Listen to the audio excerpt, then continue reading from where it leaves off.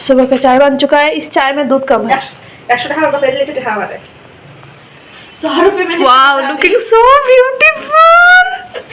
ये कौन है? ये शुप्रिया है। इसने बालों में क्या कराया है? हाँ कैरेटिन। मुझे खुद भी नहीं पता। गुड मॉर्निंग बोलो। Hi good morning guys. सबको पता है कि परवीन का आज लास्ट डे मेरे साथ। अरे रुको, अरे तुम कहाँ पे हो वो बोलो पहले। मुझे नहीं बात करना है। अरे कहाँ पे? तुम्हारा नया घर, कितना सुंदर लग रही हो तुम। लोग क्या सोचेगा यार, कितना बड़ा लगी चेंज दिखा के बेइज्जती। ऑफलाइन बेइज्जती नहीं होती, मतलब अपनी औरत का ऑनलाइन बेइज्जती करना नहीं।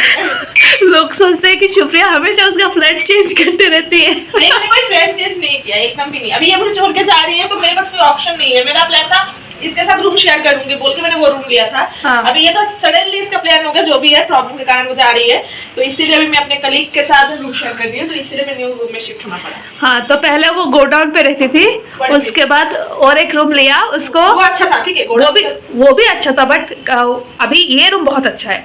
तो शुक्रिया सब लोग पूछ रहे थे बैंगलोर में तुम भी रहती हो मैं भी रहती हूँ, तो रूम पे जो रहना है पहले उसका एक्सपीरियंस क्या है? बिकॉज हम लोग हमेशा पीजी में रहते हैं ना, तो जो लोग बाहर से आते हैं बैंगलोर में तो वो लोग भी रूम के लिए पूछते हैं कि पहले क्या क्राइटेरिया रहता है रूम लेने के लिए। हम दोनों का एक्सपीरियंस है तो तुम बता दो। तुम्हारा तो अभी 3rd नंबर रूम है। बाइक और बहुत स्ट्रगल हो जाता है। स्ट्रगल होता है ना, बहुत ज्यादा स्ट्रगल होता पहले है। क्या मैं ये हाँ एक चीज होता है कि पीजी का मुझे एक्सपीरियंस नहीं है, मैं पीजी में नहीं रही हूँ ज्यादा। पीजी का परवीन को ज्यादा पता है। हाँ। मैंने अपना कॉलेज लाइफ से जॉब लाइफ आज तक हॉस्टल में ही रही हूँ। हॉस्टल में क्या होता है, रेस्ट्रिक्शन होता है कि ये इस टाइम में यहाँ आना ही है, बट खाना वाना वो लोग प्रोवाइड करता है। हाँ। तो हमारे जो त्रिपुरा का वो लोग जो बंगाली लोग है वो लोग का फूड प्रॉब्लम हो जाता है हॉस्टल में। हाँ। ये रेस्ट्रिक्शन भी रहता है, तो इसलिए हम लोग सोचते नहीं रेंट में जाएंगे तो अच्छा है। हाँ रेंट में खाना हम अपने हिसाब से बना रहे हैं, बट स्टार्टिंग में एक परफेक्ट रूम ढूंढना, एक परफेक्ट रूम पार्टनर ढूंढना, और बैंगलोर इतना कॉस्टली है, आप अकेले नहीं रह पाओगे क्योंकि रूम आपको बिलो 5000 मिलना बहुत प्रॉब्लम करवाता है। वो मतलब 5000 अबव ही ज्यादा आपको रूम मिलेगा। तो सिंगल एक आदमी के लिए जो 20 या 25 जो मंथली सैलरी है उसके लिए ज्यादा कॉस्टली पड़ जाता है, विद इलेक्ट्रिसिटी बिल और मेंटेनेंस का अलग से ये लोग लेता है, ऑलमोस्ट 6000 के जैसा। तो ये सब स्ट्रगल तो फर्स्ट का है। हाँ। उसके बाद ठीक है रूम मिल गया, फिर रूम पार्टनर भी मिल गया, फिर ओनर अच्छे रहते हैं, मगर उनके साइड से देखा जाए तो ये बात भी सही है, बिना डॉक्यूमेंटेशन के कोई रूम में कंफर्म मत आना। डॉक्यूमेंटेशन मतलब क्या है? वो एग्रीमेंट पेपर ना। हाँ एग्रीमेंट पेपर। तो कोई भी अगर आपको मेरा ये एक्सपीरियंस रहा है कि अगर कोई आपको एग्रीमेंट पेपर के बारे में कोई बोल भी नहीं रहा है ना, फिर भी आप खुद से बोलो उनको कि नहीं मुझे एग्रीमेंट बनाना है बोल के, उसमें एक मुझे सब लिखा होगा, एटलीस्ट आपको भी बाद में कोई कंफ्यूजन नहीं होगा। और यहाँ का मतलब अब सब कोई अच्छा ही है, बट अब सिचुएशन के हिसाब से कोई बदलने की कोशिश करता है। तो तुमने पहले एग्रीमेंट का अमाउंट जो इंस्टॉलमेंट का अमाउंट कितना दिया था? मैंने 10,000 भरा था। हाँ और इस बार मुझे एक पैसा भी रिटर्न नहीं मिला। तो नहीं ये जो रूम वो मेरा इस बार का सेकंड का जो एक्सपीरियंस रहा है, मैंने बिना एग्रीमेंट के ही मैंने ये किया था। तो मतलब मेरे ओनर ने भी कभी बोला नहीं कि एग्रीमेंट करना पड़ेगा, तो मैंने भी उतना ध्यान नहीं दिया, ठीक है।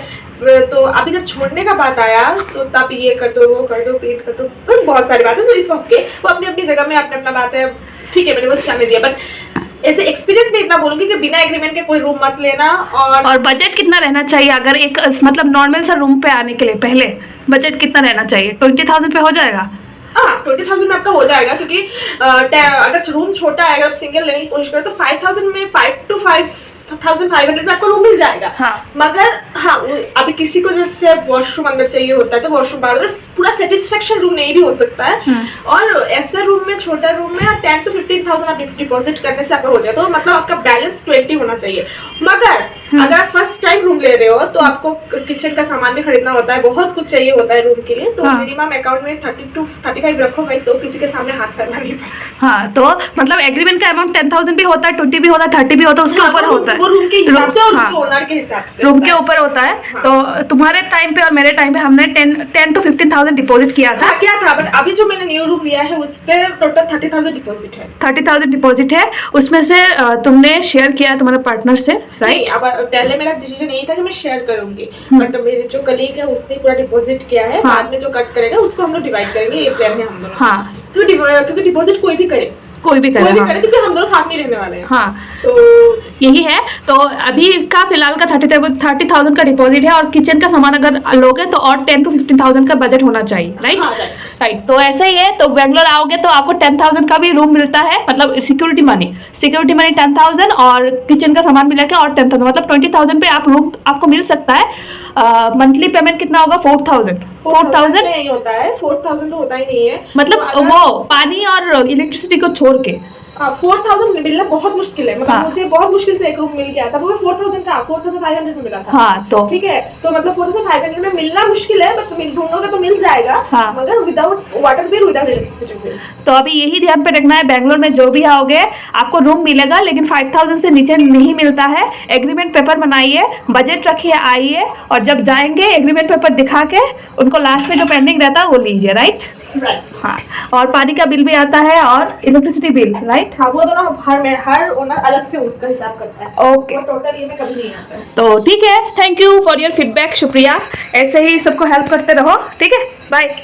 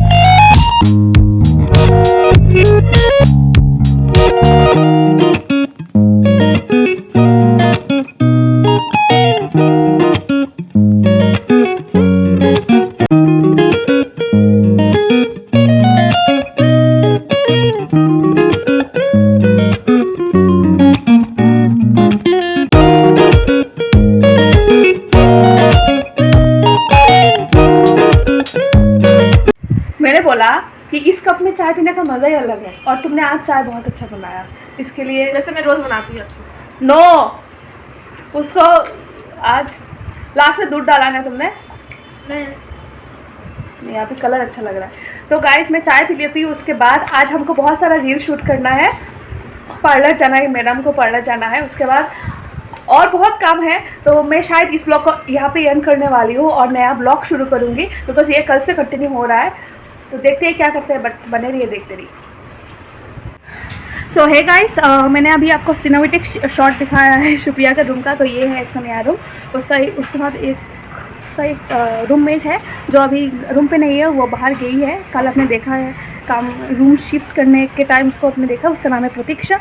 तो यस, अभी ये है इस ब्लॉग का मैं एंडिंग अभी फाइनली मैं करूँगी। ये 2 दिन से बन रहा है, तो मैं शायद इस ब्लॉग को अभी यहाँ पे एंड करूँगी। तो अगर आपको ये ब्लॉग अच्छा लगा तो प्लीज़ लाइक कर देना, पसंद की दुनिया को सब्सक्राइब कर देना। और जैसे सुप्रिया ने बताया है कि अगर आप बेंगलोर में रूम ले रहे हैं, क्या क्या दिक्कतों का आपको सामना करना पड़ेगा। अगर आपको पीजी में रहना है तो वो भी आप रह सकते हैं। पीजी में अगर रहेंगे पर मंथ आपको 7,000, 6,000 या फिर 8,000 करके पे करना पड़ेगा। खाना वाना वो पीजी वाले ही आपको प्रोवाइड करेंगे, सिर्फ आपको रहना है, वही है। आना जाना में थोड़ा जो टाइमिंग का रेस्ट्रिक्शन रहता है, या फिर हॉस्टल में रहेंगे तो वैसे भी है। अगर आप रूम पे रहते हैं, रेंट पे रहते हैं, कोई पार्टनर के साथ आपको शेयर करना पड़ेगा, एडजस्टमेंट करना पड़ेगा। और स्पेशल बात है, आपको इम्पॉर्टेंट बात है कि आपको पहले इंस्टॉलमेंट का अमाउंट देना पड़ेगा, एग्रीमेंट बनाना पड़ता है। उसके बाद हर महीने रूम रेंट रहेगा, आपको 5,000 भी होता है, 6,000 भी होता है, 7,000 भी होता है। 4,000 वाला रूम ढूंढने में थोड़ा टाइम लगता है, लेकिन मिल जाएगा आपको अगर आप ढूंढते हैं। हाई कॉस्ट में भी मिलता है, लो कॉस्ट में भी मिलता है। अगर आपको चाहिए तो आप लो कॉस्ट में भी ढूंढ सकते हैं, बट कम से कम आपको 4,000-4,500 का रूम तो मिलेगा ही अगर आप ढूंढते हैं आपका एरिया में। और पानी का जो बिल होता है, वाटर बिल, वो ओनर के ऊपर रहता है, वो कितना लेंगे। और इलेक्ट्रिसिटी बिल हर मंथ जितना आता है वो ऐड ऑन करके 5000 तक चला जाता है हर महीने। डिपॉजिट का जो अमाउंट शुक्रिया ने जैसे बताया है 10,000 भी होता है, 20,000 भी होता है, 30,000 भी होता है, वो रूम के ऊपर डिपेंड होता है। जब आप छोड़ेंगे एग्रीमेंट के हिसाब से वो अमाउंट जो है वो लोग आपको रिटर्न करते हैं बेस्ड ऑन द थिंग। अगर आप छोड़ेंगे तो रूम का जो मेंटेनेंस होता है, जैसे कि पेंट का अमाउंट भी वो लोग कट करते हैं, पेंटिंग का अमाउंट, रूम का कुछ अगर डैमेज होता है वो सब रिपेयरमेंट करने के बाद जो अमाउंट रहता है पेंडिंग वही आपको रिटर्न मिलता है। तो ये सब ध्यान पे रखिएगा। ये ब्लॉग जो है मैं उन लोगों के लिए बना रही हूँ जो बाहर से बेंगलोर आने के लिए रहने के लिए आते हैं, बिकॉज बेंगलोर में जो रहते हैं उनके लिए कॉमन रहता है, उनको पता है कि कैसा चीज़ें हैं, लेकिन जो बेंगलोर के बाहर है उनको नहीं पता है, राइट। तो वो आते हैं पीजी या फिर जो है हॉस्टल में रहने के लिए कोशिश करते हैं, बट जो रेंट पे रहने के लिए उनका प्लानिंग है तो प्लीज़ ये ब्लॉग को रेफ़र कीजिएगा, बिकॉज यहाँ पे मैंने बहुत ज़्यादा ही क्लियर कर दिया है कि ओनर के साथ आपको क्लियर रहना है। आपको एग्रीमेंट बना है, इंस्टॉलमेंट का अमाउंट कम भी आता है, ज़्यादा भी आता है, तो आप थोड़ा उसके ऊपर जो है डिस्कस कीजिएगा ओनर के साथ, तो आपको क्लेरिफिकेशन मिल जाएगा। और जैसे मैंने रेंट बताया है ऐसा 4,000 से ऊपर आता है, 4, 5, 6,000 जितना भी ऊपर है, रूम के ऊपर डिपेंड होता है। इलेक्ट्रिसिटी बिल, वाटर बिल सब आता है। तो काफ़ी से लोगों का एक्चुअली मुझे मैसेज आ रहा था, कॉल आ रहा था कि कैसा होता है अगर हम बेंगलोर में शिफ्ट होते हैं, अगर हम रेंट पर रहना चाहते हैं, बिकॉज पीजी और हॉस्टल में होता है कि यहाँ पर साउथ इंडियन फूड ज़्यादा मिलता है, तो हम लोग जो है साउथ इंडियन फूड प्रेफर करते हैं खाना, बट होता है ना अपना खाना अपना ही खाना होता है, तो इसके लिए हम लोग रूम रेंट प्रेफर करते हैं। तो अगर आप रेंट पे रहना चाहते हैं तो आपको खुद का खाना खुद ही बनाना पड़ेगा, तो उसमें थोड़ा एडवांटेज हो जाता है। तो इसकी वजह से लोग रेंट पे रहना ज़्यादा प्रेफर करते हैं जो बाहर से आता है। और यस, बहुत सारे लोगों का कमेंट आ रहा था और मैसेज आ रहा था कि कैसे हम यहाँ पे एडजस्टमेंट करें, तो ये ब्लॉग आप सबके लिए है। आई होप आप सबको क्लियर हो चुका होगा कि क्या क्या चीज़ें रहता है, कैसे डील करना पड़ता है। तो अगर आपको फिर भी कुछ कंफ्यूजन है आप मुझे DM कर सकते हैं, मैसेज कर सकते हैं, कॉल कर सकते हैं, मैं आपको क्लैरिफिकेशन दे दूँगी। और हाँ, ये पानी का बिल बताया वो तो अलग है। खाने पीने वाला पानी वो कैन आपको लेना पड़ता है साइड वाला कोई शॉप में जहाँ पे ग्रोसरीज मिलता है, वो लोग ही पानी जो है आपको देंगे।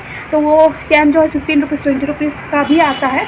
अगर आपका रूम बहुत ही ऊपर है तो वो डिलीवरी चार्ज भी करते हैं, तो 40 रुपीज़ तक चला जाता है, 40-50 रुपीज़ तक चला जाता है, जो आपका 15 डेज़ 20 डेज़ तक वो कैन अगर आप सिंगल है, आपके साथ कोई पार्टनर है, तो वो पानी जो है 10 दिन तक ही चलता है, उसके बाद दोबारा आपको लेना पड़ता है पानी।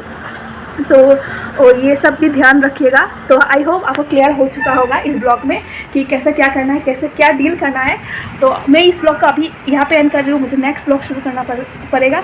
तो अल्लाह हाफिज़ गाइस, मिलते हैं एक नया ब्लॉग के साथ, एक नया दिन के साथ। मैं बार बार बोल रही हूँ, ये ब्लॉग जो बेंगलोर में जो रहते हैं उनको पता है ये सब बात, जो बेंगलोर से बाहर आने वाले हैं, सॉरी बेंगलोर से बाहर से बेंगलोर आ रहे हैं, बाहर से बेंगलोर आना चाहते हैं, रहना चाहते हैं, क्या क्या दिक्कतों का सामना करना पड़ता है वो सब मैंने यहाँ पे क्लेरिफाई कर दिया। कुछ भी कन्फ्यूजन है तो मुझे प्लीज़ DM कीजिएगा, मैं आपको क्लेरिफाई कर दूँगी। मिलते हैं एक नया ब्लॉग के साथ, एक नया दिन के साथ। बाय गाइस, खुदा हाफिज़, बाय।